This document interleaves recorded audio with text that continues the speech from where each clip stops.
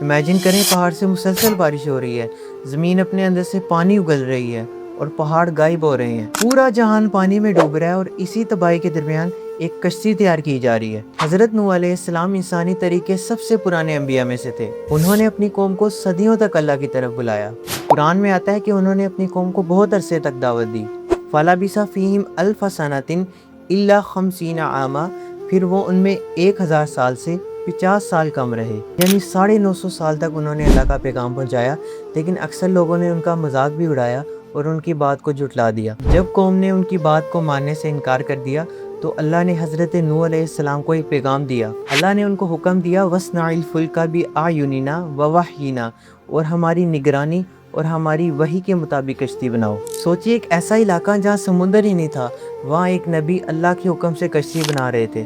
لوگ ہنستے تھے، ان کا مذاق بھی اڑاتے تھے، لیکن حضرت نوح علیہ السلام کو اللہ کی بات پر یقین تھا۔ پھر وہ دن آ گیا کہ اللہ کی طرف سے ایک نشانی ظاہر ہوئی، وَفَارَ التَّنُّورُ، اور تنور ابل پڑا۔ مفسرین کے مطابق یہ اللہ کی طرف سے فلڈ شروع ہونے کی نشانی تھی۔ پھر آسمان سے کنٹینیوسلی بارش برسی اور زمین سے پانی پھوٹ نکلا۔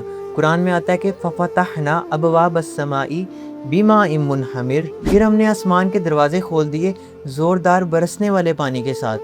سوچئے آس پاس پانی ہی پانی ہے، بڑی بڑی لہریں پہاڑوں کی طرف اٹھ رہی ہیں اور ایک کشتی اللہ کی حفاظت میں سفر کر رہی ہے۔ اللہ نے حکم دیا کہ مومن اور جانور اس میں سوار کر لیے جائیں۔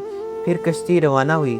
بسم اللہ مجریہا و مرساہا، اللہ کے نام کے ساتھ اس کا چلنا اور اس کا ٹھہرنا ہے۔ فلڈ کے دوران حضرت نوح علیہ السلام نے اپنے بیٹے کو آواز دی، یا بنی ارکب معنا، اے میرے بیٹے ہمارے ساتھ سوار ہو جاؤ، لیکن اس نے انکار کر دیا۔ اس نے سمجھا کہ پہاڑ اسے بچا لیں گے، مگر اللہ کا عذاب آ چکا تھا اور وہ ڈوبنے والوں میں شامل ہو گیا تھا۔ یہ قرآن کے سب سے ایموشنل مومنٹس میں سے ایک ہے۔ فلڈ کی بات کے بعد قرآن میں آتا ہے کہ وَاسْتَوَتْ عَلَى الْجُودِ، اور کشتی جودی پر جا ٹھہری۔ جودی عربی ورڈ جود سے نکلا ہے، جس کا مطلب ہوتا ہے بلند، اونچا یا مبارک پہاڑ۔ قرآن جبل جودی کا نام لیتا ہے۔ آج ترکی کے علاقے میں ایک پہاڑی سلسلہ اسی کے نام سے مشہور ہے۔ اب سوال یہ پیدا ہوتا ہے کہ وہ کشتی اس واقعے کے بعد کہاں پہ گئی؟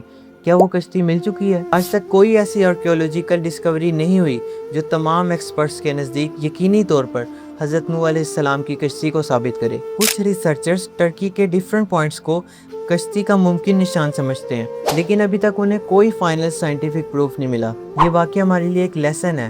جب پوری دنیا نے حق کو ٹھکرا دیا تو چند لوگ اللہ پر یقین رکھ کر بچ گئے، اور یہ واقعہ ہمیں یہ بتاتا ہے کہ کم لوگوں کا سچ پر ہونا زیادہ لوگوں کے غلط پر ہونے سے بہتر ہے۔ اللہ جب کسی کی حفاظت کا فیصلہ کر لیتا ہے تو طوفان، سمندر، پوری دنیا بھی مل کر اس کا کچھ نہیں بگاڑ سکتی۔